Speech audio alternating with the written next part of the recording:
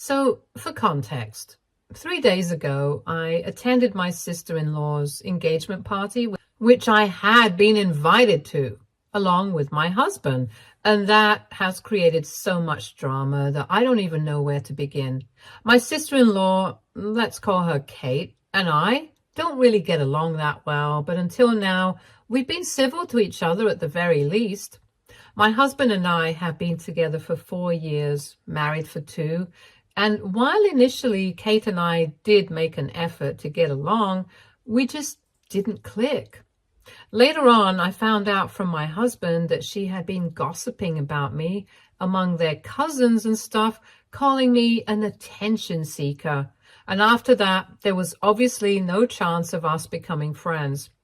If it were up to me, I would have skipped her engagement party because I'm genuinely not interested in anything that she does. But that would have looked weird to our other relatives. So out of respect and civility, I attended because, like I said, my husband and I had been invited. But when I got to the venue and Care saw us, I realized that she instantly got a weird look on her face. I tried not to let it affect me. I went to her and congratulated her along with my husband. But then, all of a sudden, she told me that she wanted to speak to me in private. That was unexpected, but I agreed and followed her outside the venue in the parking lot, where she told me that she really just wanted me to leave and she didn't want to insult me by saying that in front of my husband and the people who were standing around us. So she decided that it would be better for me to hear it in private, and at first I thought that she was joking or something, but from her face, I could tell that she was quite serious. I couldn't understand what this was about, and I ended up asking her why she would even invite me to her party if she didn't even want me there at all. So then she told me that she had invited me because it was a formality that she had to follow. She couldn't just invite her brother and not me, since that would not sit right with her fiancé either. And apparently she had wanted to contact me earlier and tell me not to attend, but it slipped her mind. So now I just had to go back home. I found it incredibly humiliating that after being invited, I was being asked to go home, and I knew that all the other guests would realize that I was missing, and nobody was stupid. People would be able to figure out that I had been kicked out. So I told Kate that I was fine with leaving, but she would have to cook up some story about me feeling unwell, which is why I had left. I was more than fine with leaving the party. I just didn't want people to think that I had been kicked out. So I asked her to do that one thing, but she wasn't even willing to do that. In fact, she reacted as if I had asked her to name me prom queen at her engagement party or something. She was horrified at the suggestion itself and told me that she was not going to let me make this day all about me because she was the bride-to-be, and the next couple of months until her wedding was going to be all about her. So I just had to be fine with it. I found that entire statement so bizarre. I had no idea what she was talking about, and I lost my temper. She was already testing my patience, and after she told me that she was not going to let me make this day all about me, I just snapped at her and told her that I had no interest in doing that in the first place. I also told her that if anything, she was the attention seeker, not me. And on top of that, she was so insecure that she couldn't even stand the idea of me being present at her party, just because she was scared that I would outshine her or whatever. It was then that I found out the real reason why she did not want me there at the party. And it was not because she was afraid that I would outshine her. If I'm being honest, it would have been better if that was the real reason, but it was something far more disgusting and pathetic. After I snapped at her, she fought back with me and told me that she was not afraid of me outshining her because I wouldn't be able to do that in a million years. But she was just afraid that people might start sympathizing with me too much because of my recent miscarriage. She didn't want me at the party because she believed that people were going to be talking about it if they saw me, sympathizing with me, and I was definitely going to be milking it for attention. And she was not about to let a worthless woman like me spoil the day for her by stealing her thunder. When she said that, I was so disgusted that I didn't even think it was worth a reply. My miscarriage was a sore spot for me because it happened pretty recently, and I hated the fact that she was using it against me. I didn't even have anything to say to her, so I started walking back to my car with tears in my eyes. And once I was in there, I took out my phone, texted my husband that I was going home because I had a migraine, and I decided that I would tell him that truth later because I knew that if I told him the truth right then, he would publicly confront my sister, and that would lead to a lot of drama. So even then, I was trying to minimize the damage, but unfortunately, I didn't know that while we were arguing, Kate's fiance had been listening to our conversation, and he had overheard pretty much everything. Whatever happened later, I found out about it from my husband when he came back home later that day. I had already driven back home after my argument with Kate, and about an hour later, he came back and told me everything. So apparently, after I left, her fiancé decided to confront her by coming out from wherever he was standing. Neither of us had seen him since he had been standing behind the wall of the exit of the venue, and from what I know, he was not happy about her behavior. He told her that whatever she had said about me, especially by bringing up the miscarriage, it hadn't been fair, and that she needed to apologize to me. Obviously, that was not acceptable to somebody like Kate. She didn't think that she had said or done anything wrong, so she started accusing her fiancé of not understanding her feelings, and she even said that I was an attention seeker and I would have done everything in my power to make that day about me if I had remained at the party. But of course, she's the only person who thinks that way. Nobody else who knows me or has even interacted with me will ever feel that way because I'm just not an attention seeker and never even have been. I am a generally introverted person, and I don't mean to sound arrogant, but I think the only reason Kate thinks that I'm an attention seeker is because she's jealous of me for some reason. She's the insecure one, and she's obviously just projecting. Her fiancé decided to tell her the truth, which is when she totally lost it and started screaming at her fiancé so loudly that people inside the venue heard them and started coming to the exit to figure out what was going on. But even that did not stop them. Kate and her fiancé kept arguing because he insisted that she should call me up and apologize to me and bring me back to the party, and she accused him of caring more about me than her, saying that she couldn't believe that even now I was ruining her day. At one point, she started crying about how she had always been overshadowed by everyone, and all she had wanted was one day where all eyes would be on her, and I had taken that away from her as well. Then finally, I guess her fiancé had had enough, and he told her to cut it out because he was done with her sob story. He told her that she had created all these problems for herself, and now she was pretending to be the victim in it, and he was done because for many years he had tried to overlook these things about her. But it was obvious that she was never going to change, and marriage wouldn't mean that she was going to grow up overnight. She was still going to be petty, jealous, and insecure, and he wasn't having it. So right there, in front of everyone, he asked her to return his ring and called off the marriage. And of course, at that point, she realized that she had taken things too far and he was not going to tolerate her tantrums anymore. So she started begging him not to do this, but he had already made up his mind, and even when she refused to return the ring, it didn't matter to him. He just walked away. And after that, everyone started rushing to comfort her or talk to her fiancé. But my husband was the only one who just came back home from the fight that Kate had had with her fiancé. He had figured out why I had gone back home, and he was fuming.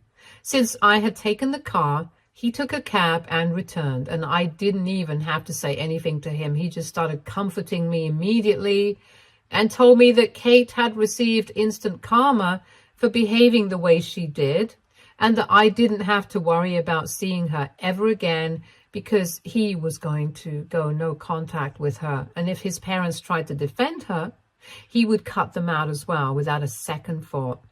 After he was done comforting me, we swapped stories. I told him the details of whatever Kate had said to me in the argument that we had, and then he told me everything about the fight between Kate and her fiancé and him walking out. In the end, both of us were pretty satisfied that things had worked out the way that they did, even though it was not exactly good for his parents or Kate, because of course the family reputation had been put at stake. But he reassured me that I wouldn't have to worry about that either, since this was not my fault and his parents were not going to be blaming me. And he was right. His parents didn't blame me, and they were actually quite reasonable about the whole thing. But Kate's in-laws are actually the ones that I'm having a lot of trouble with, because for some reason they are blaming me for this entire thing now, even though I don't even understand why they feel comfortable enough to even address me like that. Because we've met only a handful of times and we haven't interacted much. They literally know nothing about me apart from whatever Kate has told them, and we know how reliable a source that is. Anyway, ever since the incident on the day of the engagement party, they have been hounding me nonstop and have told me that I need to speak to Kate's fiancé and reassure him that there is no bad blood between Kate and me, and whatever had happened on that day had just been a one-off incident. Firstly, I really don't think that it's going to help because he seems to have made up his mind. Secondly, judging whatever I had heard from my husband about the things that he had said to Kate, I don't think that it'll make a difference even if I do say it's a one-off incident. Because as I had mentioned above, he had called her petty and insecure, and that obviously meant that they had been having problems addressing the thing with me and just made it all worse, and it all just came out in public. The incident with me might have been a catalyst, but even then, I don't think it makes any sense to blame me. So I've been ignoring them and blocking them left, right, and center, but they've still been finding new ways to contact me, get on my nerves, and remind me that I am the reason that a relationship of 3 years has been ruined. And last evening, I just couldn't take it anymore, so I decided that I was going to contact their son and tell him what was going on. I don't have his contact info, but luckily my husband did. So we called him and explained the entire situation to him, and he was really sweet about it. He apologized on his parents' behalf and told us that he was going to take care of the situation and that we were not going to have to worry about any of this. So I thought that was going to be it. But now this morning, I received several panicked phone calls and messages from my in-laws telling me that Kate's ex-fiance's father had ended up in the hospital because of a heart attack that he had last night. And guess what? They are blaming me for that as well. Apparently, after my phone call, their son called them up and told them that he did not want anything to do with them anymore, and even said that he was going to be resigning from his job and was not going to be taking over the company when they retired, as he had promised. They had tried to reason with him, but he had just hung up and blocked them when they realized that he was serious about it. They were about to drive to his house and speak to him in person, but unfortunately, his father had a heart attack before he could do any of that, and he had to be rushed to the hospital. And now Kate and her mother-in-law are posting absolutely nasty stuff about me, telling me that I am the one who has caused this, and my in-laws think that I should apologize to them because clearly things have taken a turn for the worse now. But I'm still not ready to apologize. I don't think that I've done anything wrong, and my husband is by my side. Of course, I do feel bad for them because I didn't intend for anybody to have a heart attack. I never even thought I could have led to anything like that. So I really don't think that it's my fault. So AITA for not wanting to apologize to my sister-in-law and her in-laws, even after her father-in-law's heart attack? Update 1. Hello, it's been a week since I posted here, and I would just like to take a moment to thank everybody who had responded to my original post and commented with advice and been so supportive. Given the situation right now, I think it really made a huge difference to me because I had almost been on the verge of apologizing, but then I decided against it because the truth is, none of this has been my fault. About 3 days after I made that post here, I was still feeling very guilty about everything that was going on, and Kate and her mother-in-law were still posting about me and bashing me relentlessly. So that wasn't making me feel any better, and I was having a really hard time. Besides, ever since I had that miscarriage, I've been more emotional about everything, and all my feelings got muddled up, so I have been considering apologizing to everyone. And I guess my husband could sense that I was in a very difficult position, regardless of the strong front that I was trying to put on for everyone. So he decided to contact Kate's fiance and invite him over so we could have a discussion with him about what was going on with him and his family, since they were causing us a lot of trouble and he couldn't see me suffer like that. And I'm really grateful to that guy because even though we haven't exactly been close, since he used to be with Kate and she hated my guts, he still showed up for us in person, though he didn't need to. And he didn't just show up. He also made it a point to reassure me that I had done nothing wrong and that anything and everything that was going wrong with this family, they had brought this onto themselves. His father had always had heart problems, and he was obviously very upset that he had a heart attack. But he thought it was extremely insensitive and really disgusting of his mother and Kate to be blaming me for any of this. And he also told us that I didn't need to feel bad for what Kate was going through either, because he hadn't just broken up with her on a whim that day. He explained the situation to us, and that's when a lot of things became clear. So apparently in the past 3 years of their being together, the initial few years had been very easy and Kate had been wonderful, but then slowly she started changing, and apparently it's not just me that she has a problem with. She seems to have a problem with every woman and looks at everyone as a threat, which is why she doesn't even have female friends, and I find that very sad. For her, everyone is competitive, which means that she's extremely petty and insecure. He told me that she started getting very toxic, controlling, and possessive after being with him for a year, and he was pretty much forbidden from speaking to any females outside of family, and he had to cut off all his friends. She would check his phone and stuff if she ever suspected him of anything, which was pretty often, but wouldn't allow him the same liberty. They had broken up and patched up several times over the years, but he always managed to find his way back to her because he really loved her and believed that eventually she would change. But that never happened. She just kept getting worse, and he kept waiting for her to change. I found out from him that whatever I had believed about her being jealous of me, which is why she thought of me as an attention seeker, had all been true. I had a better job and made more money, and even though I didn't think so, she always thought that I was showing off because of my clothes and makeup. And it wasn't just me, it was a lot of other female relatives.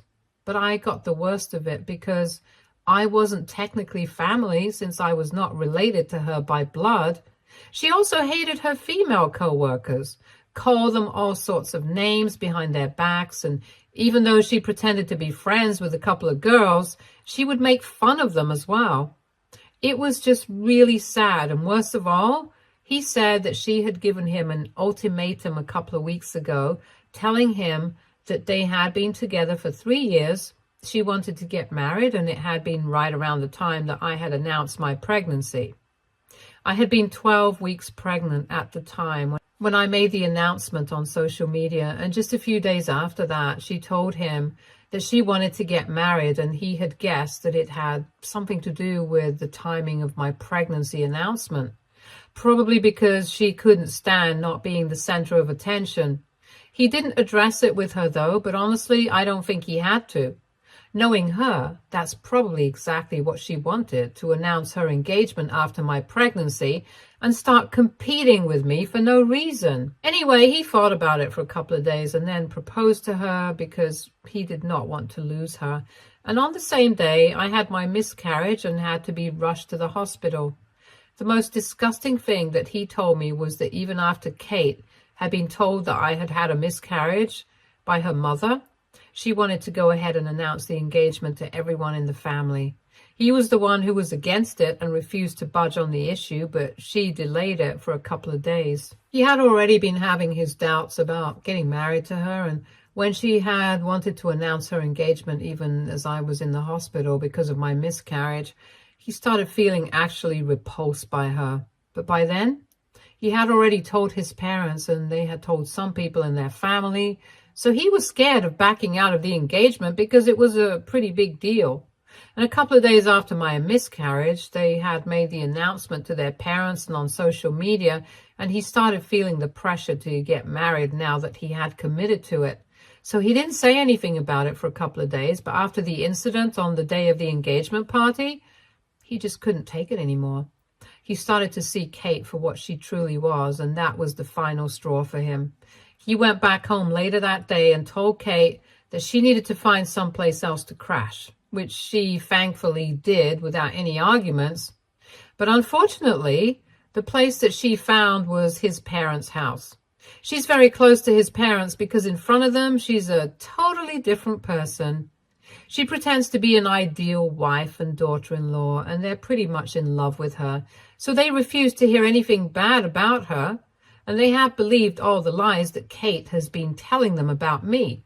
So he's in a dilemma right now, and even though he had wanted to visit his father in the hospital, he hadn't been able to because he knew that Kate would have been there, and he just didn't want to face her back then because fighting with her in the hospital is the last thing that he wanted. He ended up breaking down in front of us while talking because he doesn't want to lose his father. But it's pretty clear that his own parents prefer Kate to him right now. And so for a week, he hasn't been able to gather the courage to even go visit his dad because he knows that there will be some sort of confrontation. He also told us that he was ashamed of himself for allowing this relationship to get to the stage in the first place because obviously Kate had been toxic right from the beginning, and he had just been too weak to know what was good for him and leave her. So now this was all happening because of his own idiocy. We reassured him that it was Kate who was the problem, and while he should have left a lot earlier, what mattered was that eventually he had realized what was good for him and left. And he was in love with her, and there's nothing he could have done about it because we don't get to choose stuff like that. He had tried his best, but it hadn't worked out, and we were not about to hold that against him.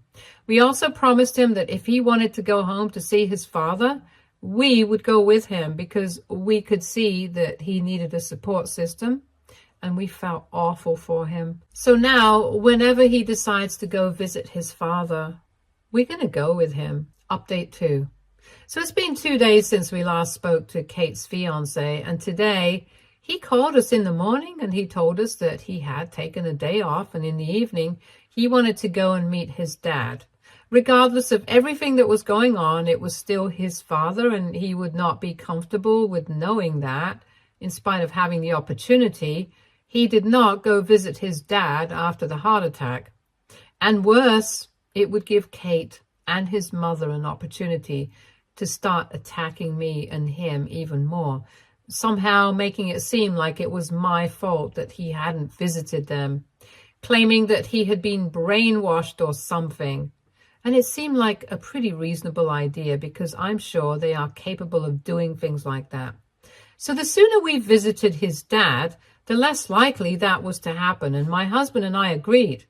In the evening, after we came back home from work, we headed over to his parents' place, and of course, just as we had expected, when we showed up together, Kate and her mother-in-law stopped us from entering. They didn't even pay any attention to me and my husband. They just addressed her ex-fiancé, and told him that since he hadn't bothered to visit the hospital when he had been told about the heart attack, there was no need for him to see his dad right now while he was recovering and give him more to worry about. They flat out accused him of causing the heart attack and said such nasty things to him that he ended up crying, and I couldn't see that. So I told Kate and his mom that the least that they could do was let him see his father after all the drama that Kate had caused, which had led to all of this happening. I guess that was a mistake, because as soon as I interrupted their conversation, they started targeting me, calling me all sorts of names and insulting me in the worst way possible by implying that I was a promiscuous and immoral woman for getting so overly involved in my ex-brother-in-law's life in spite of having a husband of my own, and acting as if I had any right to be interfering in their family business. I was about to pick a fight with them for that comment that they made, but the two guys stopped me from saying anything because they knew that this would inevitably end in a shouting match, and that would not be good for somebody with a heart condition recovering from a heart attack. There was nothing that we could do after that, so I just flipped them off and walked back to our car so we could go back home. All of us felt a bit dejected, but honestly, we had done whatever we could.